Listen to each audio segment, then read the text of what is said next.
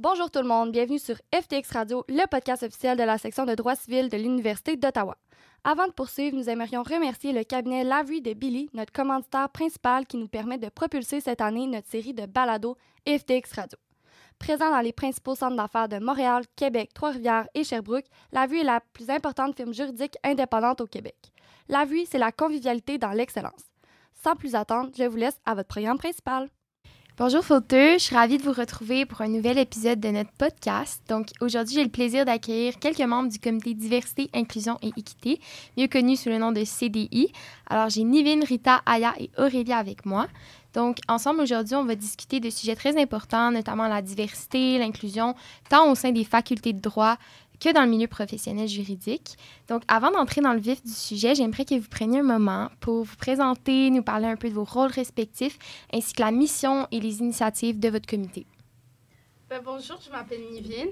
Je suis en 3e année de droit civil et je suis la présidente du CDI. Et c'était quoi la dernière question? C'est quoi les initiatives, la mission de votre comité? On va en parler davantage tantôt, mais en gros, c'est de mettre la diversité et l'inclusion au cœur de Fauteux et d'encourager cela. En plus, on veut promouvoir la diversité pour que tout le monde se sente bien dans notre environnement, puis que c'est un peu leur safe space. Donc, c'est pas mal ça, mais je vais en rajouter davantage tantôt. Bonjour tout le monde, moi c'est Aya, vice-présidente, 3e année en droit civil. Et donc, nous, notre but dans le comité, comme Nivine a vraiment bien expliqué, elle m'a pas laissé beaucoup de choses à dire, mais c'est vraiment de promouvoir la diversité, que ce soit dans les corps professoraux ou les étudiants en tant que tels, promouvoir les assos de la diversité aussi beaucoup. Mais comme Nivine a dit, on va en parler plus en détail plus tard. Bonjour à tous, moi je m'appelle Rita Ouardi, je suis en 2e année de droit civil et j'occupe le poste de vice-présidente aux événements. Puis pour ajouter un peu à ce qui a été dit, j'estime que justement on a tous un bagage unique et ça nous permet de partager un même objectif qui est justement de bâtir un environnement académique qui est inclusif, puis notamment de sensibiliser notre communauté étudiante aux réalités puis aux défis de la diversité et de l'inclusion, tout en permettant d'avoir un espace ouvert au dialogue. Donc voilà. So, moi, c'est Aurélie Moukele, 2e année en droit civil. Moi, je suis membre dans le CDI. Mes collègues ont juste trop bien parlé de la mission, là. Donc, je n'ai pas grand-chose à ajouter. Mais en tout cas, en tant que membre, on a comme rôle de plus aider les assos issus de la diversité dans l'organisation des événements, puis vraiment plus les mettre de la visibilité sur eux. Parfait.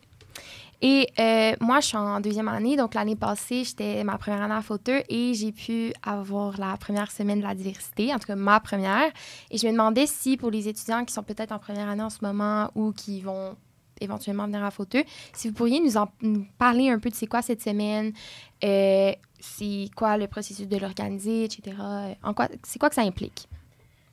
En fait, la semaine de diversité est là pour améliorer l'inclusion et le rapport à la diversité au sein de notre faculté. Elle vise à promouvoir une meilleure compréhension et une célébration de la diversité dans toutes ses dimensions, que ce soit des conférences, que ce soit aussi des activités. On va prendre ces événements-là et on va essayer de le promouvoir au maximum. Nous voulons aussi que chacun se sente représenté et valorisé dans notre communauté en mettant en lumière les histoires, les cultures et les parcours variés qui nous enrichissent tous et toutes. C'est une opportunité aussi de rassembler les étudiants, les professeurs et juste le personnel en tant que tel autour d'événements. Et nous souhaitons aussi créer un espace où chacun peut partager ses expériences, apprendre des autres et contribuer activement à construire une faculté plus inclusive, équitable et respectueuse des différences. Aussi, cette semaine, la semaine de la diversité, ça va être la première semaine de mars. Et je pense que c'est vraiment une bonne expérience pour les premières années, surtout de explorer. Il y a tellement d'événements. Dans le fond, c'est une semaine. Il y a des événements toute la journée quasiment qu'on n'a pas de cours. Fait que je pense que c'est vraiment une expérience. Moi, personnellement, j'ai fait 2 semaines de la diversité et j'ai vraiment trouvé ça cool. T'sais. C'est pas souvent qu'il y a des événements all the time pour la même asso. C'est vrai qu'il y a beaucoup d'assos de la diversité, comme d'autres assos qui ne sont pas issus de la diversité, qui vont venir participer à cette semaine-là. Le corps professoral aussi participe beaucoup à cette semaine-là. Donc, c'est vraiment important. Et ouais, c'est pas mal ça. Et là, peut-être que vous ne pourrez pas me répondre, mais est-ce que vous avez des idées un peu? Est-ce que vous pouvez nous donner des petits scoops sur à quoi on devrait s'attendre lors de cette semaine-là? Oui, mais je vais te laisser, Rita, en parler un peu. Ah, si tu veux. Mais ok, je peux en parler. Vas-y, je te compléterai. D'accord. Donc, ça, c'est... Bon, confirmé. On va avoir un événement par rapport à une survivante de trafic humain. Wow. On va parler de droits humains, droits des femmes, parce que c'est une femme qui a eu ça. Et en plus, elle a vécu ça à ses 15 ans. Et maintenant, Oh my God. elle a présentement 19 ans. Fait que c'est vraiment important d'en parler. Elle a le même âge que les premières années en ce moment. Donc, on va parler des droits des femmes, trafic humain. Ensuite, on va parler de... le profilage racial. Aya, vas-y. Oui, c'est ça. Fait que pour le profilage racial, on se concentre vraiment sur l'article 636 du Code de la sécurité routière qui laisse pas les polices intercepter n'importe qui for random check-ups. Fait que c'est ça. Fait qu'on travaille sur une conférence sur profilage racial. On va avoir un invité vraiment important. Fait que, ça... Cool! Puis, il y a aussi la première journée qui a alloué justement aux droits autochtones, au fait de reconnaître la réconciliation. Wow. Puis, on le met au début pour justement ouvrir le bal sur le sujet qui, justement, impacte... on est dans ce processus-là en ce moment. Donc, c'est sûr qu'avoir des invités qui puissent partager leur expérience sur différents volets, c'est une belle manière de commencer cette semaine. Donc, Absolument. On va parler surtout de réconciliation, mais aussi des issues par rapport aux Premières Nations, parce qu'ils ont beaucoup de issues que personne ne parle nécessairement ou qu'il y a beaucoup de personnes qui ne sont pas au courant. Et dernier événement officiel, nous allons faire un petit tour parce que c'est... pour clôturer, en fait, la semaine de diversité, parce que la semaine de diversité tombe en même temps que la première semaine du Ramadan. Oh! Et vous êtes tous, même si vous n'êtes pas musulmans ou n'importe, venez, on va bien manger. Et on va juste... ça va être une petite soirée où on va s'amuser, puis on va bien manger, quoi. J'ai très hâte à cette semaine. Je pense que vous avez vraiment des bonnes idées, des bons événements. Donc, suite à cette semaine-là, c'est quoi les impacts concrets que vous espérez voir suite à tous ces événements dans notre communauté étudiante à Fauteux? Je dirais que la semaine, justement, étant donné qu'elle est allouée à plusieurs types, comme j'avais dit tantôt, ça permet de libérer la parole. J'estime que le milieu universitaire, c'est une manière justement de pouvoir sensibiliser davantage les étudiants sur l'importance de la diversité, de l'inclusion et de l'équité, afin de réduire justement les stéréotypes et les préjugés des communautés. Puis on souhaite justement encourager ce genre de discussion de façon respectueuse sur des sujets qui peuvent parfois être complexes et dur à saisir. Donc, le fait de pouvoir le vulgariser à des personnes qui ne sont pas vraiment au courant de ce qui se passe, ça permet d'avoir un éveil, puis de justement faire en sorte que les personnes puissent avoir un certain intérêt, qui puissent par la suite faire leurs propres recherches. Donc, c'est vraiment libérer la discussion, puis amener à ce que les gens se posent des questions sur peut-être même leurs propres idées préconçues sur certains sujets. Donc, c'est vraiment éveiller les consciences.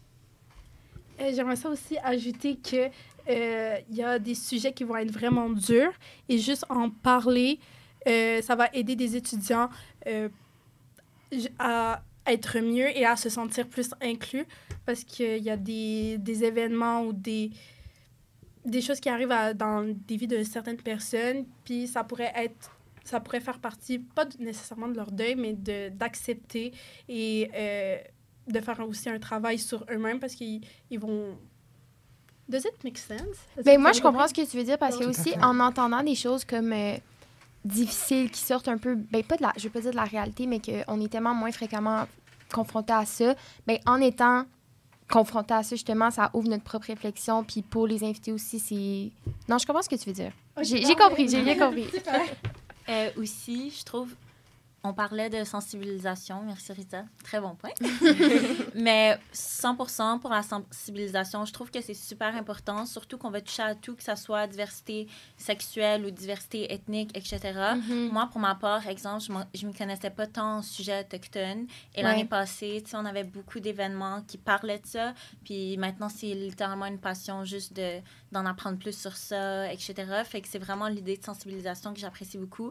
Et aussi, pour les associations issues de la diversité, tu sais, quand on vient à l'école, on est plus penché à aller vers d'autres associations qui sont plus académiques. Ouais. Et des fois, on va venir oublier ces associations de la diversité. Fait que c'est vraiment une semaine aussi pour ces associations-là. Il y a beaucoup d'événements qui font. Tous les membres travaillent fort. Ben, je vais laisser Aurélie parler, que she knows. Elle est membre, elle travaille fort. Mais c'est ça, fait que les membres, vraiment, notre but, c'est d'aider vraiment les assos issus de la diversité avec tout ce qui est de leurs événements. Parce que, comme Aya a dit, des fois, que ça soit l'AEND, l'Association des étudiants asiatiques ou même latinos ou autres, souvent, les gens vont penser que ces événements s'adressent juste aux gens de cette communauté-là, mais ça s'adresse vraiment à tout le monde. Donc, notre rôle de membre dans le CDI, c'est vraiment juste peut-être un peu plus de conscientiser pardon, les gens justement à non seulement la cause des associations issues de la diversité, mais également des enjeux auxquels ils font face, autant dans la profession juridique, académique ou peu importe. Puis quand tu dis, est-ce que en tant que membre, c'est juste pour les événements là, que tu chapeautes tes autres assos de la semaine de la diversité ou tu fais ça pas mal toute l'année? Non. Pendant l'année aussi, comme quand ils ont besoin d'aide, exemple, ça peut être tout bête, genre set-up, genre les places pendant les événements, ça a l'air tout bête, mais ça aide quand même, ça fait aussi plus de monde présent. Absolument. Ah, mais c'est cool ça, je savais pas ça. Wow, OK, c'est vraiment nice. Aussi, il y avait plusieurs enjeux par rapport à ça parce qu'il n'y avait pas beaucoup de personnes qui allaient nécessairement dans s'inscrire dans les assos de diversité. Puis il y en avait plusieurs qui manquaient de personnes, manquaient de membres. Donc, ça les aide pour leurs événements. Et ça rajoute aussi des gens à l'événement en tant que tel. Là, absolument. Puis, je pense à Aurélie, mais aussi la majorité des membres dans le comité de diversité, ils font partie des assos de diversité. Oui, c'est ça, c'est vrai. Fait que c'est vraiment nice aussi d'avoir perspective pour 2 associations. Mais aussi, ce que j'allais dire, c'est pour l'organisation de la Semaine de la diversité, ce qu'on a fait, c'est qu'on demandait aux membres on matchait quelques membres pour une journée. Fait que ta journée va être attitrée un peu sur l'événement qui t'intéresse le plus, que tu veux travailler pour. Fait que c'est comme ça qu'on a décidé de s'organiser cette année. Puis je trouve que c'est vraiment un bon mode d'organisation. Oui, puis aussi, on a quelques projets avec les membres, comme la partie 2 des portraits de la diversité. Oui. Et c'est eux qui vont s'en occuper. Ils vont interviewer les présidents. Et voilà, donc les petits projets comme ça, c'est les membres qui s'en occupent. Très cool. Je pense que vous avez vraiment l'air toutes passionnées et tout. Est-ce que je pourrais savoir un peu, c'est quoi les raisons qui vous ont motivé à faire le CDI à la base? Qu'est-ce qui vous a intéressé à faire partie de ce comité? Je dirais que l'inclusion au sein du milieu scolaire, de manière générale, je trouve que c'est quelque chose d'important, surtout lorsque tu fais partie d'une minorité. C'est sûr que tu veux entrer dans une atmosphère où tu te sens inclus, malgré le fait que tu ne vas pas forcément trouver des personnes qui te ressemblent tout le temps. Dans la majorité des institutions, tu vas te trouver, mais si tu peux avoir cette impression qu'on t'inclut dans justement ton quotidien, c'est sûr que justement, c'est une cause qui est importante. Puis ça renforce justement, moi personnellement, mon sentiment d'appartenance, parce que justement, je rentre dans un système qui est voué à justement faire en sorte que on met en lumière toutes les formes de diversité. Donc, contribuer à cet effort, ça fait en sorte que je me sens moi-même inclus et je fais en sorte que je facilite l'inclusion des autres aussi. Ouais. Donc, c'est ma raison pour laquelle je suis dans le comité. Moi, je sais que justement, quand j'ai appliqué, une des raisons, c'était le fait que comme c'est difficile des fois de ne pas avoir de représentation, tant au sein de la faculté que peut-être dans la profession juridique, il y en a un peu moins. Donc, on se dit que comme si justement, vu que toi, tu n'as pas eu cette représentation, mais tu aimerais peut-être l'être pour d'autres personnes. Mais je sais pas si c'est un peu ambitieux de dire ça. Mais... Non, mon Dieu, tant mieux. Mais tu aimerais peut-être l'être pour d'autres personnes. Donc, c'est vraiment... On cherche aussi à créer un espace inclusif en soi, comme Rita a dit aussi, comme créer des environnements où chacun se sent respecté, valorisé, quelle que soit ton origine, tes croyances ou ton identité. Je dirais ça. Personnellement, il y a vos 2 points aussi. J'aimerais ça rajouter qu'en faisant partie de ce comité, j'apprends à dialoguer avec les autres communautés et je connais bien ma communauté, mais les autres communautés m'apportent énormément. On relate dans plusieurs sujets, plusieurs domaines et il y a des trucs que genre, je connais pas puis genre, j'apprends d'eux et j'apprends des valeurs des autres communautés donc ça apprend. C'est juste nice parce que tout le monde apprend de tout le monde et c'est juste un bel environnement. C'était vraiment bon, bravo. Moi, personnellement, j'adore l'implication de base. Oui, la reine de l'implication. I love it. Fait honnêtement, comité de diversité, vraiment cool. Non seulement on est une équipe super bonne, je trouve, on est beaucoup, mais tout le monde s'entend avec tout le monde. Fait que j'aime ça qu'on promouvoit la diversité. Vos points sont vraiment excellents. J'allais dire autre chose, guys, mais ça s'en vient, mais... mais c'est ça, fait que... Ouais, j'ai rien d'autre à ajouter. Vous avez vraiment tout dit. C'est une grande famille. C'est une grande famille, on apprend de tout le monde. Ah, oui, j'ai trouvé ce que j'allais dire. Voilà. Bon, ça s'en vient. Fait que je vois une grande différence de quand j'ai mis les pieds à fauteuil en 2022 et maintenant en 2024. Tu sais, il y a une grande... Il y a encore du chemin à faire, bien sûr, comme il y a tout le temps du chemin à faire. Mais je trouve qu'il y a vraiment une grande amélioration, que ça soit... Surtout aux côtés de l'administration, tu sais, ils ont fait des bourses, ils ont quand même fait un grand effort, puis ils nous écoutent, veulent pas. Ouais. Ils veulent savoir comment ça se passe, la diversité. Fait que je pense que, quand même, on a encore du chemin à faire, mais graduellement, on avance un petit peu doucement, mais sûrement. Doucement, mais sûrement. C'est bon, ça. Donc, on parle beaucoup de diversité depuis tantôt et j'aimerais savoir comment vous la définissez dans un contexte universitaire. Est-ce que vous incluez... Bien, je pense qu'on en a parlé un peu, mais j'aimerais qu'on en parle un peu davantage. Est-ce que vous incluez des dimensions comme le genre, comme l'origine culturelle, évidemment, oui, mais comme aussi les différences peut-être socio-économiques? J'aimerais donner un petit contexte historique par rapport à l'inclusion au sein du milieu scolaire de manière générale. En fait, au Québec, il y a eu plusieurs approches et courants liés à l'éducation qu'on appelle inclusive. Puis ça s'est développé durant les 20 dernières années. Puis l'approche, elle a vraiment commencé par le fait de vouloir justement inclure les étudiants en situation d'handicap, donc initialement, pour ensuite tenir compte des profils diversifiés de la population étudiante qui fréquente justement les collèges et les universités. Puis, donc, c'est sûr qu'on doit avoir une approche qu'on appelle intersectionnelle dans le fait de justement inclure tout ce qui est origine, justement, comme tu as dit, milieu socio-économique, le genre, etc. C'est vraiment important parce que quand tu as une diversité au sein de ton lieu, tu dois justement faire en sorte que tous et chacun puissent se sentir intégrés. Puis c'est justement pour respecter au niveau plus juridique la charte. Il y a la charte québécoise de l'article 10, puis l'alinéa 1 de la charte, l'article 15 de la charte canadienne qui promouvoit justement le droit à l'égalité. Donc c'est sûr que pour respecter cette ligne directrice, il faudrait que les instituts scolaires puissent justement pouvoir respecter cet aspect. Puis, juste avant de passer la parole, je dirais que le but, justement, au milieu universitaire, c'est d'approcher déjà un aspect de reconnaissance des différences des autres. Il y a toujours cet aspect de vérité, de comprendre, justement, les enjeux, que les personnes issues de minorités, peu importe laquelle, ça puisse être un sujet duquel on parle. Puis, c'est surtout, j'aborde beaucoup cet aspect d'équité, dans le sens où c'est sûr que l'égalité, c'est une bonne chose, mais les personnes qui ont différentes lacunes, justement, il faut leur apporter un soutien qui est diversifié et personnel à chacun pour pouvoir faire en sorte que dans le milieu universitaire, tous puissent se sentir inclus. Oui, je suis vraiment d'accord avec ça. Quand on parle de diversité, les gens ont tendance à parler juste des minorités, mais la diversité, je trouve que c'est tellement un grand sujet. On vient toucher, comme tu as dit, au genre, problèmes socio-économiques, etc. Fait qu'honnêtement, c'est vraiment ça, le contexte de diversité, équité et inclusion. C'est une raison pourquoi le comité s'appelle comme ça. Fait qu'on n'est pas juste diversité. On essaye vraiment que tout le monde ait un environnement équitable parce que veut pas... quand on rentre en droit, des fois, on est genre, oh my God, genre, non. Mais c'est ça, il y a des préjugés, des attentes aux facultés. Il y a beaucoup d'attentes. Mais, je pense aussi à notre conseillère en équité, Daniela, elle fait tellement une bonne job.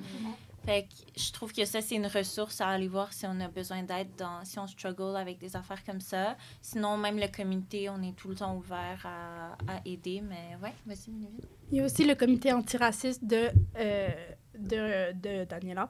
Et ça aide par rapport à les étudiants pour parler au corps professoral parce que c'est quand même... Les professeurs sont quand même imposants. Puis quand tu vas leur parler, des fois, tu te sens pas nécessairement à l'aise parce que comme ils ont le titre et tout. Et elle a créé le comité antiracisme pour une option pour aller pas nécessairement passer directement par les professeurs, mais passer par elle et le comité pour qu'ils rendent le message plus haut, puis qu'ils amènent le message plus haut s'il y a quoi que ce soit. Très intéressant. Puis juste pour ajouter, le bureau de recherche de la faculté a mis en place l'équité, diversité, inclusion en recherche, qui justement, lorsqu'ils vont faire leur recherche, vont se baser justement sur ces différents champs sur lesquels il faut justement mettre en lumière. Ça reconnaît les inégalités sociales, ça crée justement des environnements de recherche inclusifs. Et comme je l'avais dit, la première étape, c'est la vérité, c'est de se renseigner sur le sujet. Donc, le plus on fait de documentation, le plus par la suite, on peut mettre en place des mesures concrètes pour aider en connaissance de cause. Donc, je voudrais souligner cet aspect-là. Je trouve que c'est vraiment bien ce que tu as dit, Rita. Je voulais juste aussi expliquer que les comités qui sont faits dans la faculté, je parle pas des assos, c'est vraiment les comités, tous ensemble sont là pour aider à la diversité et à l'inclusion. Exemple, notre comité de santé mentale, par exemple. Tu sais, ce comité-là, on fait beaucoup d'événements qui sont passés quand même. Fait que je pense que tous les comités ensemble, c'est pour justement amener l'inclusion, l'équité, la diversité, etc. Fait que les comités qui sont mis en place par l'école, je trouve qu'ils sont vraiment importants. Sinon, les professeurs aussi, je trouve qu'ils sont vraiment à l'écoute, l'administration, etc. Fait que oui, c'est ça. Parfait. Donc, j'aimerais qu'on commence à parler d'un sujet qui est quand même, je dirais pas controversé, mais la discrimination positive. Je pense qu'il y a vraiment un pour et un contre. Je pense que c'est pas que c'est un phénomène nouveau, mais qu'on en parle de plus en plus. Puis c'est de plus en plus une réalité dans les facultés, dans le monde professionnel en droit. Donc, j'aimerais savoir un peu comment vous définissez le concept de la discrimination positive et quels en sont, selon vous, les objectifs principaux quand on l'applique dans un milieu académique ou professionnel. Donc, premièrement, je vais définir un peu c'est quoi la discrimination positive. Basically, ça consiste à mettre en place des mesures spécifiques pour favoriser l'inclusion et l'égalité des chances des groupes sous-représentés ou historiquement marginalisés dans des contextes académiques ou professionnels. Ces mesures ne visent pas à créer nécessairement des privilèges injustes, mais plutôt à corriger les inégalités structurelles en offrant des opportunités équitables à tous. Donc, c'est ça. Donc, on va viser à donner plus aux communautés minoritaires. Et on va essayer de donner, mettons, plus de postes pour certaines communautés ou c'est pas mal ça. Dans le milieu académique, les objectifs principaux, c'est diversifier les perspectives et les expériences en intégrant des personnes issues d'un milieu varié. On enrichit les discussions et la production intellectuelle. C'est ce qu'on fait au sein du CDI, basically. Ensuite, on réduit les écarts d'accès aux ressources. On va donner plus d'opportunités à des groupes sous-représentés, ce qui permet de compenser les désavantages socio-économiques. Ce qu'on fait la faculté avec les bourses. On va favoriser un sentiment d'appartenance. Cela aide des étudiants ou les employés à se sentir acceptés, valorisés, indépendamment de leur origine, leur identité ou leur genre. Ensuite, il y a inspiré des générations futures en augmentant la représentation des groupes marginalisés. On envoie un certain message puissant sur l'accessibilité des rôles académiques ou professionnels. En gros, c'est qu'on encourage les gens à postuler et à venir à l'université ou à travailler, mettons, à l'uni. Mais ça, il faut faire attention parce que la discrimination positive, elle est très bien, mais elle doit être appliquée de manière juste et équitable. Selon moi, il faut prioriser toutes les communautés. Nous ne pouvons pas délaisser certaines communautés. On met sur un piédestal certaines communautés, puis on délaisse d'autres. Ça ne va pas fonctionner. Il faut s'assurer que l'emploi de la discrimination positive dans le milieu est fait de façon réfléchie. Puis cette mesure-là aussi va pouvoir aider à contrer un certain phénomène existant. En fait, c'est le racisme systémique. Et ça va améliorer énormément la structure en elle-même et éventuellement arrêter certains biais systémiques. Donc, c'est pas mal ça. Puis, justement, tantôt, j'avais parlé de l'article 15 de la Charte des droits et libertés qui fait en sorte qu'on fait la promotion du droit à l'égalité, peu importe le sexe, la race, l'origine, etc. Mais c'est sûr que si on veut faire en sorte comme j'avais dit, il y a le concept d'égalité formelle et égalité réelle. Et si on veut une pleine égalité, il faut pouvoir mettre en place des mesures de façon proactive pour faire en sorte que les minorités puissent se sentir inclus à travers justement des programmes qui vont les favoriser, parce que c'est sûr qu'il faut toujours tenir en compte le contexte socio-économique, il faut toute l'histoire qui fait en sorte que certaines personnes ont été défavorisées. Donc, c'est sûr que la discrimination positive, c'est un moyen, j'estime, un des plusieurs moyens qui fait en sorte que, justement, les personnes qui vivent ces situations puissent... Parce que, pour être honnête, moi, je suis pas une fervente comment dire...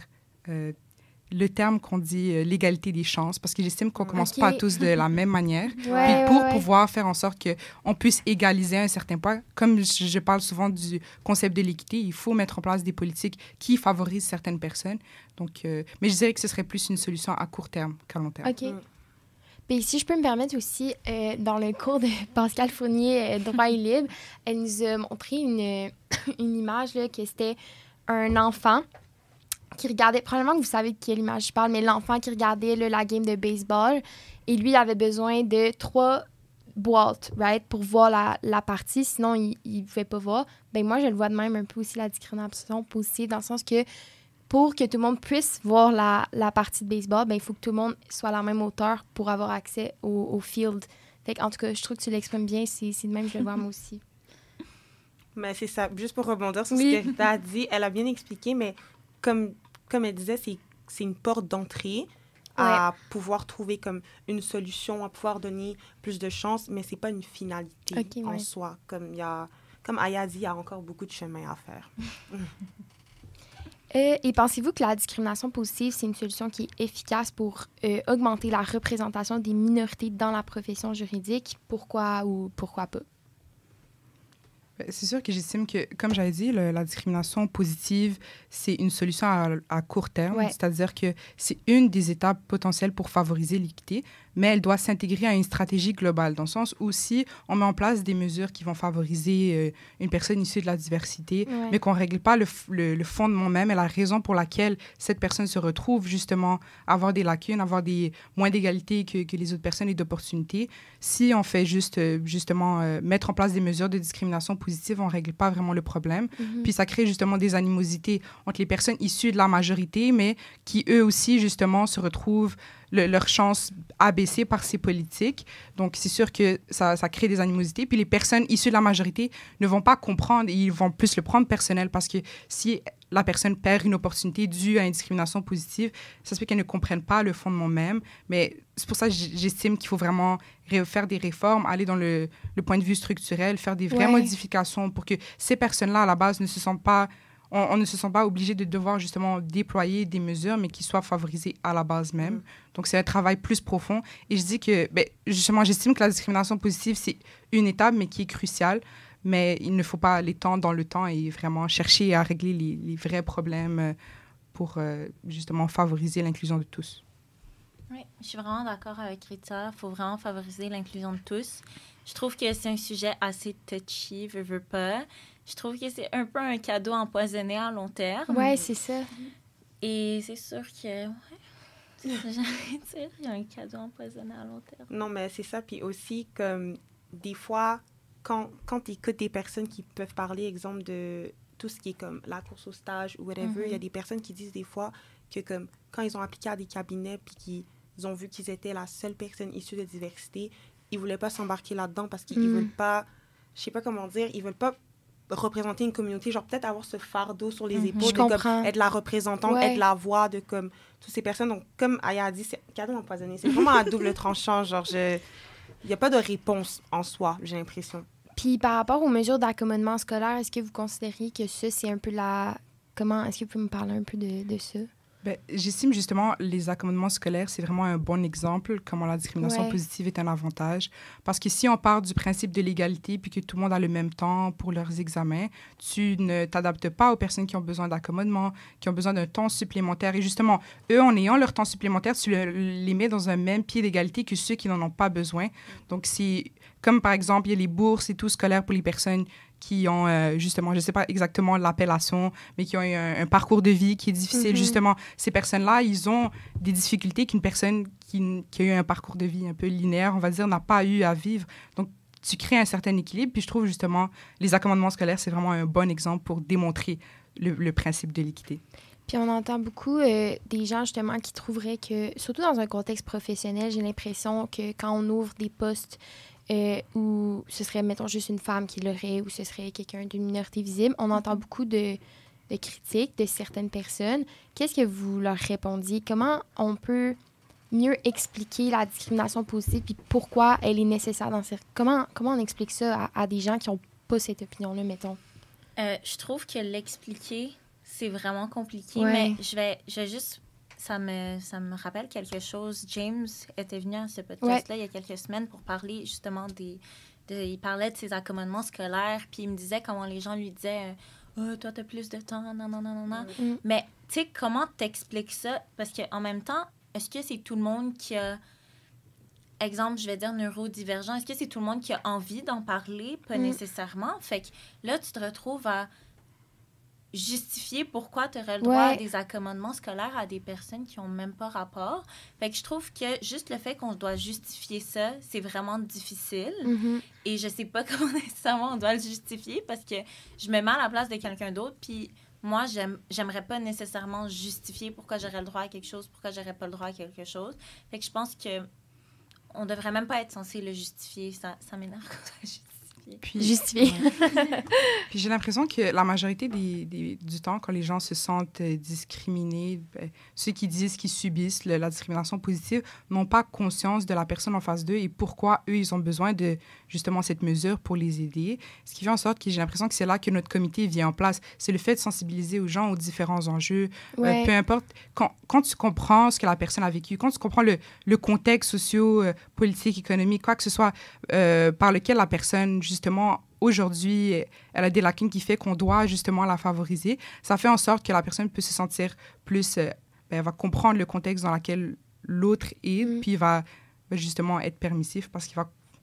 Généralement, c'est plus le côté de ne pas connaître la réalité d'autrui qui fait que on se sent injustement traité. Puis les facteurs historiques aussi, tu sais, tu parles des facteurs socio-économiques, etc., mais les facteurs historiques aussi, fait qu'en sensibilisant comme vous le faites, t'as pas le choix de prendre en compte ça, tu sais. C'est vrai, mais je pense que le premier step, c'est de s'informer. Parce que la plupart des gens qui disent ça, c'est des personnes ignorantes. On le dit, veut pas.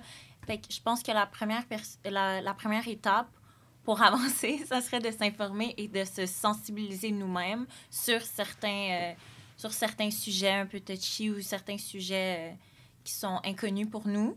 Fait que il me semble que c'est Rita qui avait dit ça tantôt. Et honnêtement, ça sert un peu à ça en parallèle, la semaine de la diversité, parce que ça va venir... Tu vas apprendre des nouvelles choses. Veux pas, moi, l'année passée, la moitié des événements où j'étais allée, je m'y connaissais pas tant. J'étais un peu ignorante, veux pas. Fait que c'est sûr que en allant à des événements, en s'informant, en faisant des projets, etc., en allant à certains cours, je peux penser à plein de cours comme ton cours de droit et liberté que tu viens de dire, que justement, ça peut aider à sensibiliser les personnes, les informer. C'est vraiment nice, exemple, que ton cours, tu sais, à la fin de la journée, c'est un cours obligatoire. Fait que tu dois t'informer. Donc, je pense que... Mais t'as fini? Oui, j'ai fini. Mais je pense que, comme tu as dit, Rita, c'est ça qu'il faut. Et en plus, il faut s'informer de nous-mêmes. Il ne faut pas nécessairement demander pourquoi toi, tu as ça, pourquoi toi, tu as ça, parce qu'on n'a pas la réponse.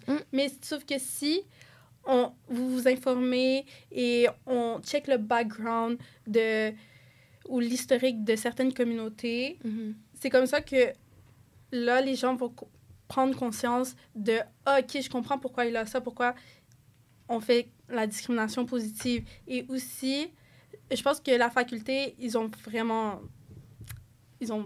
bien fait. Ils ont mis en obligatoire le cours de droit autochtone. Oui.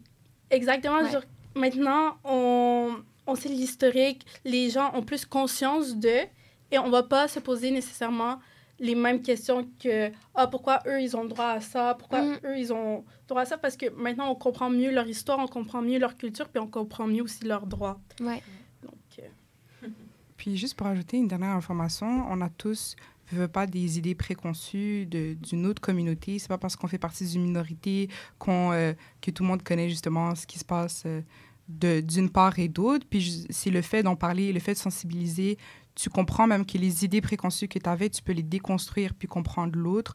Donc, c'est vraiment cet aspect où plus on parle, plus on ouvre le dialogue sur ce sujet, plus on fait de la sensibilisation, plus les gens vont comprendre. Puis même les idées qu'ils avaient auparavant, ben, elles peuvent être justement... ils peuvent voir de nouvelles perspectives et en sortir grandi, puis ne pas justement sentir le besoin de ce sentiment d'injustice parce qu'il aura compris l'autre personne. Il y a surtout cet aspect d'empathie puis de pouvoir se mettre à la place de l'autre, même si on n'a pas vécu la situation. Donc, c'est sûr que ça rentre dans ce scénario-là. Oui, puis c'est sûr que ça amène un grand sentiment de comparaison à la fin. Ouais. Et c'est vrai qu'on est dans un programme où on se compare constamment, même qu'on n'a pas envie. Fait que je pense qu'en même temps, cette discrimination positive-là va apporter des frictions qui ne sont pas nécessairement nécessaires si certaines personnes faisaient que se renseigner ou en apprendre plus davantage sur le sujet. Fait que c'est aussi d'enlever cette comparaison-là qu'on a tout le temps avec nous qui pourrait amener... Ouais. Mais aussi, pour rebondir sur toi, Aya, ce que tu as dit tantôt par rapport à un peu l'ignorance. Je pense que l'ignorance, il ne faut pas non plus le voir comme quelque chose de négatif ou, mettons, comme de la mauvaise foi nécessairement. Ouais. Moi, je me rappelle dans mes cours au cégep, j'ai bien vu en philo que l'ignorance, c'est de ne pas se renseigner, comme tu dis. Donc, 100%. je pense que d'admettre qu'on est ignorant sur des sujets, je pense que c'est... Premièrement, c'est un pas vers la bonne direction. Puis, c'est pas... Comme tu dis, c'est de prendre la peine d'aller s'informer, de voir de comprendre les communautés, etc., de comprendre pourquoi il y a des bourses, puis il y en a d'autres qui n'en ont pas. Je pense que d'être ignorant là-dessus, ben, c'est à nous de faire les efforts, comme tu dis, puis de sortir de cette ignorance, justement. Ben oui, 100%. Et par rapport... parce que je sais que ça va être difficile de répondre un peu à mes prochaines questions parce qu'on est tous étudiantes, on n'est pas encore sur le milieu du travail. Mais comment est-ce que vous voyez le milieu du travail, puis un peu comme l'équité, l'inclusion, la diversité? Est-ce que vous pouvez me parler un peu de comment guider des étudiants qui s'apprêtent peut-être à aller dans ce milieu-là? Moi, personnellement, le premier truc que j'aimerais sortir, c'est que dans n'importe quel website de cabinet d'avocat ou de notaire, il y a une section de diversité et inclusion. Mm-hmm. Il y a toujours des sections de diversité et inclusion et il y a toujours des conférences qui vont parler de ça, veux pas. Moi, la première question que je pose, mettons, quand je veux me renseigner sur un cabinet, c'est quoi vos views dans la diversité et inclusion? Fait que je trouve que de s'informer, mettons, si un cabinet nous intéresse ou que ce soit, je sais pas moi, la cour d'appel nous intéresse, juste d'aller voir. Et il y a toujours une section, je trouve, ce qui est vraiment nice. Oui. C'est vraiment important. Fait que moi, mon premier pas, je m'y connais pas trop dans le milieu du travail parce que je suis pas encore rendue là. Ouais. Mais mon premier pas, ça serait d'aller regarder ces sections-là de diversité et inclusion. Puis souvent, j'ai entendu beaucoup d'avocats dire qu'il faut souvent évaluer la culture du cabinet dans lequel tu fais partie. Donc, c'est sûr que les conditions salariales, etc., c'est très important, mais il faut aussi se renseigner lors justement des entretiens. Il faut poser des questions, justement, comme Aya l'a dit, sur les politiques de diversité qui sont mis en place dans les cabinets, mais juste de manière générale, on a souvent des opportunités de réseautage. Puis on se met souvent parfois dans une position où on pense que c'est l'employeur qui nous choisit, mais nous aussi, on choisit le cabinet. Puis on est de notre droit de savoir justement qu'est-ce que toi, tu fais pour moi, qu'est-ce que tu fais pour que je puisse être inclus au sein de justement le cabinet parce que tu vas énormément travailler avec des avocats. Tu seras tout le temps justement amené à les voir plus que même parfois ta famille. Donc, c'est sûr que si tu ne te renseignes pas sur la culture du travail, ça peut faire en sorte que tu peux être pris de surprise. Puis tu représentes, veux pas cette entreprise-là. Fait que il faut que tu t'assures de vouloir représenter les mêmes valeurs qu'elle. Exactement, c'est ça. Puis par rapport à la course au stage, je sais que c'est quelque chose que plusieurs d'entre nous, d'autres étudiants de la faculté, s'apprêtent à entamer ou ont déjà passé par le processus. Est-ce que vous pensez que la course au stage... les étudiants issus de la diversité peut-être la voient différemment? Est-ce que ça peut être une cause de stress encore plus grande pour les étudiants issus de la diversité? Comment vous voyez ça? Ben, je trouve que c'est sûr que les étudiants issus de la diversité le voient différemment. Ouais. That's for sure, parce que, comme j'avais expliqué tantôt, souvent, dans le cadre de la course au stage, tu fais tes recherches sur un cabinet, tu regardes, en tout cas... moi, je regarde s'il y a de la diversité, je regarde le background un peu des avocats qui sont dedans. Et parce qu'on reste humain, donc veux pas, des fois, tu regardes, tu te dis, tu vois pas peut-être une personne qui te ressemble un peu, il y a beaucoup... des fois, ça peut être, tu sais, on est des femmes, des fois, ça peut être, il y a trop d'hommes aussi dans le bureau. Ça peut faire peur. Donc, obviously, tu le vois avec un œil différent, mais je trouve que ce que Rita et Aya ont dit de poser les questions, c'est super important. Ça fait peur quand tu vas à une journée des carrés et tout. Des fois, c'est des questions un peu touchy. C'est pas tous les cabinets qui vont bien réagir. And it's fine, ils ont leur droit aussi de pas répondre à la question. Mais comme, n'ayez pas peur de comme, poser vos questions parce que des fois, ils vont vous dire, comme Aya a dit, ils mettent un programme en place, mais quels sont les résultats de ce programme-là aussi. Donc, pas avoir peur de poser la question parce que à la fin, comme tu as dit aussi, Laurence, tu vas peut-être représenter le cabinet. Et aussi, mais c'est dans ton droit aussi de savoir la culture du cabinet et comment. Fait que moi, c'est ce que j'aurais à dire là-dessus. J'aimerais ça rajouter aussi qu'on a un événement en janvier avec le CDP et c'est pour la course au stage. C'est eux qui ont réussi la course au stage et c'est des gens issus de différents backgrounds. Ils sont...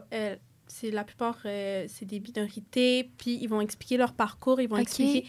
en fait, quel cabinet aussi qu'ils ont pris et pourquoi ils l'ont pris, leurs valeurs, puis c'était comment la course au stage pour eux. Parce que c'est sûr que c'est stressant. Et en tant que minorité, personnellement, des fois, j'ai un peu de la misère à parler avec d'autres personnes parce que des fois, j'ai pas nécessairement les mots dans cette langue. Donc, c'est important de parler avec ces gens-là parce qu'ils ont sûrement vécu les mêmes struggles. Et c'est important aussi de s'affirmer aussi parce qu'on va parler avec ces gens-là, on va dire c'est quoi nos idées, puis ils vont dire « OK, ben, je te conseille de faire ça et ça. » Ils vont nous conseiller sur comment ça va se passer. C'est vraiment une belle initiative, honnêtement. Là. Wow.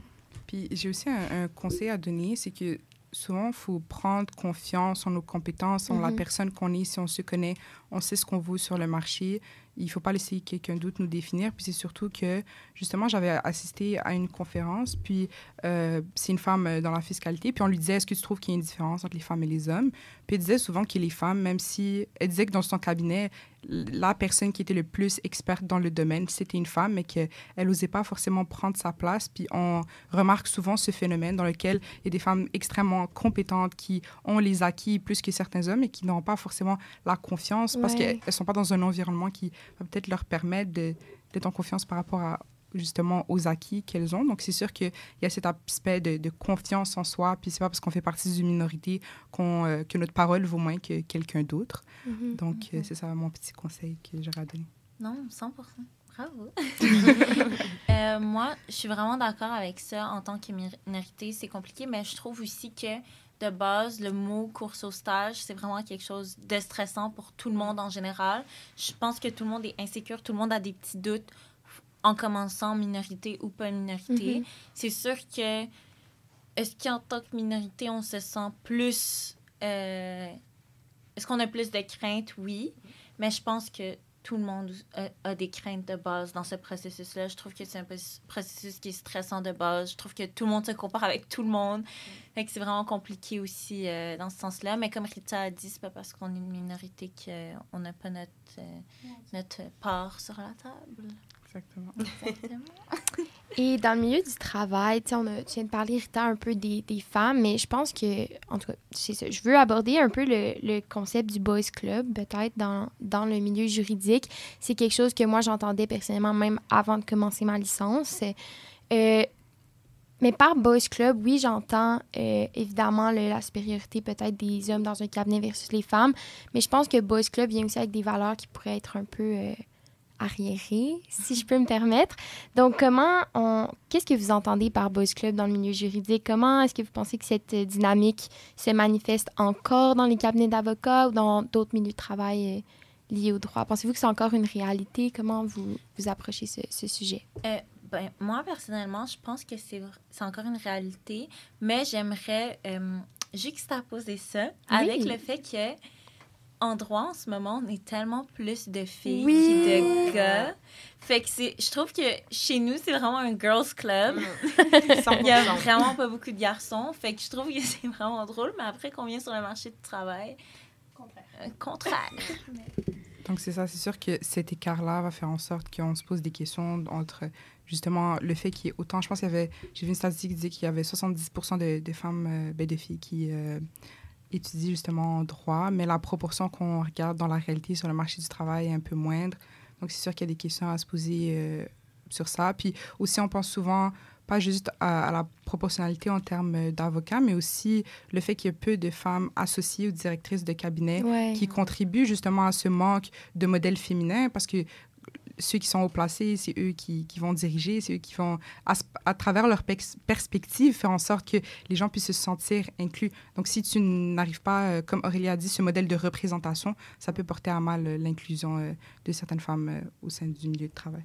J'aimerais ça aussi rajouter que la plupart des femmes, parce que je suis allée à la conférence de fiscale et des femmes, et la madame, elle a dit, l'avocate, je ne me rappelle plus c'est laquelle, mais elle a dit qu'il faut s'affirmer et il ne faut pas avoir peur de dire qu'est-ce qu'on a à dire, parce que c'est ça, la plupart, mettons les filles ou les femmes, vu que c'est un boys club et il y a plus d'hommes, ils ne vont pas nécessairement dire qu'est-ce qu'elles ont à dire, mais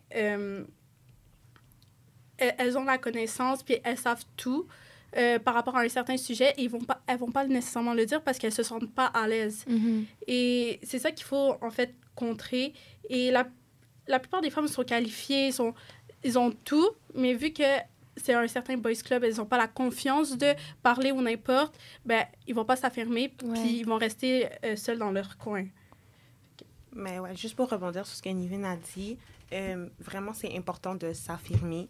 Parce que plusieurs fois, je suis allée à des conférences, exemple, des avocats qui travaillent en droit criminel et tout, puis elle explique que même le client, quand le client l'approche, il lui parle pas de la même façon que si c'était un homme, par exemple. Il a aussi sa voix, il dit « ma jolie »,« ma belle », tout ce que tu veux, là. Il dit tout ça, mais comme... Fait que clairement, le Boys Club est encore présent, et c'est quand même, comme Aya a dit, c'est fou comment sur les bancs d'école, on est tellement de femmes. C'est incroyable, mais quand tu regardes en cabinet, genre, surtout, déjà, il y a plus d'hommes, et en plus, dans les postes haut classés, comme Rita a dit, encore une fois, c'est des hommes. Donc, clairement, ça existe, mais comme, en tout cas, en tant que femme, s'affirmer, je pense que c'est le plus gros conseil. C'est plus facile aussi à dire qu'à faire, je pense, mais comme les filles ont dit, on a les compétences, on a les capacités pour. On est rentré en droit, c'est qu'on est capable. Juste se garder ça en tête parce qu'on est capable. Puis moi, ça me fait repenser un peu au concept de la discrimination positive parce que vous l'avez dit, on est plus de femmes dans notre faculté, mais ça reste qu'on arrive sur le marché du travail et c'est quand même dominé. L'organisation structurelle, elle est définie par les hommes, tu sais. Donc, c'est quand même... Moi, à mon avis, en tout cas, ça prouve qu'il y a quand même une nécessité d'avoir de la discrimination positive, que ce soit avec les minorités visibles, avec les femmes, avec les communautés peut-être LGBTQ aussi. Mais par rapport à ça aussi, est-ce que vous pensez que le phénomène du Boys Club, oui, évidemment, ça fait des rapports de pouvoir entre les femmes et les hommes, mais est-ce que vous pensez que ça affecte aussi cette mentalité-là un peu à d'autres communautés que les femmes? Est-ce que vous pensez que ça touche d'autres communautés? Moi, je pense que ça touche... Oui. Je pense que ça touche d'autres communautés. Mais je voulais juste parler d'un petit truc avant qui est un peu dans ma tête. Dans les nouvelles, j'ai vu ça. C'est récent, mais c'est pas tant récent. Mais la première coach femme dans la LNH. Dans la LNH. Ouais. Vous avez vu? Oui, moi j'ai vu. Je sais de quoi tu parles. Ouais, fait que ça, j'étais comme wow. Puis juste les femmes, la façon qu'ils réagissaient, ça paraissait qu'ils étaient vraiment contentes parce que c'est rare que... Il y a une coach fille là, il n'y en a pas. Il n'y en a pas. Oui, fait que je pense qu'on peut voir le domaine juridique comme on voit le domaine des sports. Tu sais, tu vas pas voir un coach que c'est une fille qui va gérer la ligue. Fait que déjà ça, je trouve que c'est un pas. Je trouve que quand on est minorité et femme, on a comme double the struggle. Ouais, c'est ça. Fait que oui, je trouve que 100%, quand t'es une femme, c'est déjà compliqué. Puis en plus d'être une minorité, ça reste vraiment compliqué. Fait que je suis vraiment d'accord avec ce statement. Puis je pense justement qu'il faudrait mettre en place des politiques qui encouragent le leadership des femmes pour qu'elles puissent justement prendre en confiance. Parce que comme on a dit, il y a ce problème où elles ont du mal à justement pouvoir aller de l'avant avec ce qu'elles ont à contribuer. Donc, c'est sûr que encourager le leadership chez ces femmes-là, peu importe justement le domaine, ça fait en sorte que justement tu les encourages à être plus haut placés, puis par la suite, les femmes qui vont venir travailler dans des cabinets, puis qui voient un modèle auquel elles peuvent justement, comment dire, se sentir connectées ou quoi, un role model, comme on dit, ben, ça fait en sorte que ça peut atténuer le concept du Boys Club. Oui. Surtout la confiance en soi, comme on avait dit tantôt. Je trouve que c'est la clé du succès, honnêtement. Dès que tu as la confiance en soi, tu vas pas regarder qui va te dire une parole de travers. Je pense que le début, ça serait la confiance en soi. Bien, juste pour finir un peu sur ce sujet-là, est-ce que vous avez des conseils que vous donneriez? Qu'est-ce que vous aimeriez dire aux femmes ou aux personnes issues de minorités qui craignent de naviguer dans un tel environnement qui est un peu, encore malheureusement, un peu dominé par le boys club, entre guillemets? Mais moi, je pense que n'importe quel environnement de base, un environnement qui est inconnu, c'est difficile à naviguer. Oui, absolument. Fait que, honnêtement, faut dive right into it, en fait. Mais c'est ça, confiance en soi, aller se sensibiliser, demander justement au cabinet, c'est quoi votre politique concernant la diversité? Qu'est-ce que vous avez entrepris pour la diversité? Fait que moi, je commencerais par ces conseils-là. C'est sûr que c'est le début, mais... Puis surtout, lorsque tu rentres dans un endroit où il n'y a pas beaucoup de diversité, le but, c'est justement de pouvoir rentrer dans ces environnements. Parce que tu dis, si moi je rentre, ben, peut-être une autre personne va être plus en confiance parce qu'elle va voir que moi, en tant que minorité, j'ai réussi à rentrer. Donc, c'est sûr que si on a cette peur puis on ne rentre pas, c'est sûr qu'il y a quelqu'un qui doit briser la glace, mais par la suite, ça va faire une ouverture pour que les autres puissent rentrer. Donc, on crée cet environnement où plus il y a de personnes qui rentrent, bien, plus ça fait en sorte que le système il est diversifié et plus, justement, il y a des politiques qui vont être mises en place pour s'adapter à ces personnes-là. Donc, peut-être le conseil que j'aurais à donner, même si c'est un endroit qui n'est pas forcément très diversifié, peut-être que tu es la personne qui va faire en sorte que tu vas inspirer d'autres personnes à rentrer. Donc, il faut le voir aussi de cette manière. Absolument. Moi, c'est un peu comme Aya, en vrai. C'est ayez confiance en vous. Parce qu'à la fin de la journée, c'est juste vous et vous seul. Et même s'il y a des remarques désobligeantes ou n'importe, vous pouvez passer outre parce que vous avez confiance en vous et vous allez gravir les échelons grâce à vous. Donc, moi, c'est juste la confiance en soi. Et dès qu'on a confiance en soi, on va parler, on va dire tout ce qui nous passe par la tête. Et c'est comme ça qu'on va changer peut-être le milieu juridique. Et... Mais c'est ça, vraiment comme les filles ont dit, il faut oser. C'est pas facile, mais il faut oser. Comme, on n'est pas en train de dire que comme, ça va être facile, qu'il n'y aura pas d'obstacles, que ce sera tout beau, tout rose, non. Mais il faut oser. C'est vraiment... c'est le mot, en fait. Je sais pas quoi dire. C'est vraiment le mot. Il oser. Faut oser. Il faut vraiment oser. Puis une petite nuance, ce serait aussi de ne pas forcément sacrifier sa santé mentale pour des environnements qui sont hostiles, puis être capable justement de dénoncer. Parce que c'est sûr qu'il y a l'aspect où on doit oser, mais il y a aussi des limites qu'on n'est pas...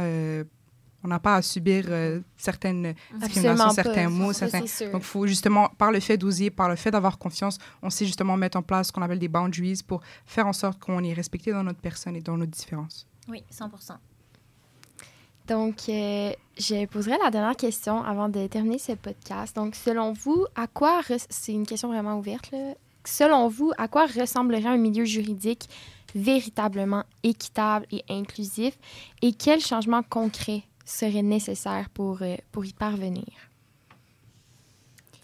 Je dirais que pour justement avoir un milieu juridique qui est équitable et inclusif, c'est un environnement où on retrouve des personnes qui sont justement issues de la diversité, que ce soit par leur sexe, par leur origine, par leur ethnie, par leur orientation sexuelle. Même, on avait mentionné le statut socio-économique.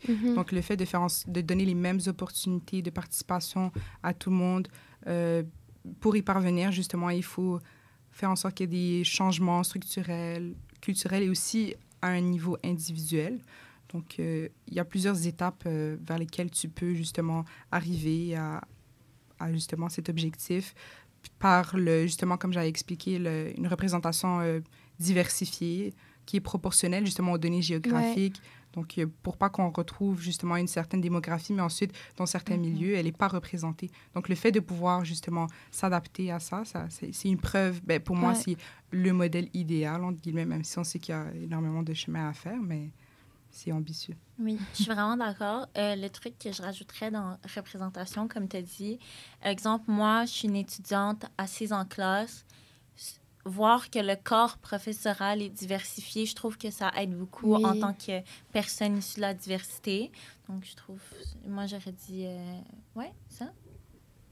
J'aimerais ça aussi ajouter que aller aussi dans les formations, parce qu'il y a des formations qu'on apprend beaucoup sur sur les minorités, s'intéresser par rapport à ça. Et si tout le monde va dans les formations, ils vont en apprendre plus, puis certains milieux vont être plus sensibilisés, puis les gens vont comprendre les minorités ou de minorités visuelles, LGBT ou sinon les handicaps, qui ont des handicaps. Et aller dans les formations, aller dans les formations puis se sensibiliser par rapport aux issues de toutes les communautés. Je peux parler de quelque chose qui est déjà fait. Je vais aborder 2 trucs. Le premier truc, déjà, je trouve que les portraits de diversité, ça aide vraiment beaucoup pour promouvoir la diversité. Fait que pour ceux qui ne savent pas c'est quoi, dans le fond, ce qu'on fait, c'est qu'on prend des étudiants issus de la diversité, on peut leur poser différentes questions sur leur parcours en tant que personne, les struggles, etc. Fait que je trouve que ça, c'est vraiment, tu sais, c'est nice à lire, c'est pas trop long, pas trop court. Fait qu'on peut vraiment en savoir plus, puis voir les expériences de certaines personnes. Puis je trouve, exemple, moi, quand j'étais en première année, j'aurais voulu lire ça. Quelqu'un comme moi, c'était comment les 3 ans à Fauteux. Fait que je trouve que c'est vraiment une bonne initiative. Sinon, cette année, on fait aussi des portraits. On en a fait un l'année passée de la doyenne, mais cette année, on fait aussi les portraits de tous les membres de l'administration. Fait que, tu sais, ils vont expliquer, eux, c'est quoi leurs steps pour promouvoir la diversité, quelles bourses sont disponibles pour les gens issus de la diversité. Fait que je trouve que ce projet-là, en collaboration avec le journal, est vraiment bien. Sinon, je vais laisser Aurélie parler aussi de son programme de mentorat dans la AND. Je trouve que ça aussi, c'est vraiment bien. Oui, fait que le programme de mentorat dans la AND, c'est...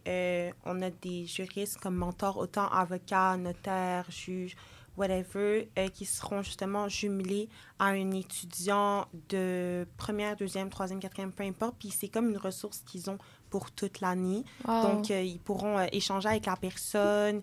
Souvent, on essaye le plus possible que ça soit des professionnels issus de la diversité, mais le programme est ouvert à tout le monde. C'est vraiment quelque chose que j'essaie de réitérer. C'est vraiment ouvert à tout le monde. Genre, c'est pas juste pour les personnes issues de la diversité, c'est pour tout le monde. C'est vraiment juste pour mettre une ressource pendant l'année qui va un peu t'épauler une personne qui est passée au travers de ce que toi, tu es passé. Puis on a aussi le concept de stage d'1 jour. Donc, à la session d'hiver, l'étudiant pourra aller dans les bureaux de son mentor, justement, effectuer une journée ou une demi-journée là-dessus. Puis ça, c'est un type de programme, justement, le mentorat, je pense, qui pourrait être important, justement, pour assurer un peu plus de diversité puis d'inclusion au sein de la profession juridique. Aussi, juste le podcast en ce moment, parler des issues, parler des enjeux et que les personnes aussi, ils écoutent, ça aide énormément à la diversité, à l'inclusion au sein de la faculté. Je parlais aussi d'un truc qui se fait quand même depuis plusieurs années. Exemple, le programme Grand Frère, Grande Sœur. Oui, c'est techniquement un programme de mentorat, mais je sais qu'avec le comité de santé mentale, ce qu'on a essayé de faire cette année, c'est de matcher les gens, de matcher 2 personnes qui ont des points en commun. Fait que, tu sais, on demandait quelques questions. C'est quoi le domaine de droit qui t'intéresse? T'es quel genre de personne? Non. Fait que c'est sûr que juste jumeler 2 personnes ensemble, surtout étant en première année. Moi, personnellement, j'avais une grande sœur. Fait que ça m'a vraiment, vraiment aidée. Surtout, tu sais, elle aussi était issue de la diversité. Fait que je trouve que le fait qu'on jumelle 2 personnes, justement, qui ont des backgrounds qui sont assez similaires, que ça soit académiquement parlant ou... physiquement parlant, je trouve ça que c'est vraiment une bonne initiative aussi qu'on fait. Absolument. Donc, sur ça marque la fin de notre discussion d'aujourd'hui. Je tiens vraiment à vous remercier, les filles, d'être venues et d'avoir participé à cet échange vraiment enrichissant. J'ai bien hâte à la Semaine de la diversité. Je pense que vous avez vraiment des bons événements prévus. J'ai très hâte d'y participer.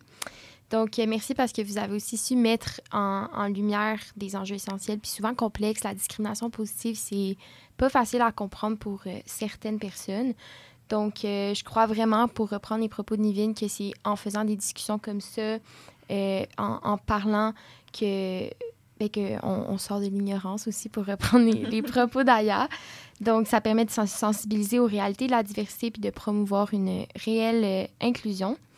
Donc, merci encore à toutes. Et n'oubliez pas que c'est chaque petit geste et chaque prise de parole qui font une différence. Merci beaucoup. Merci.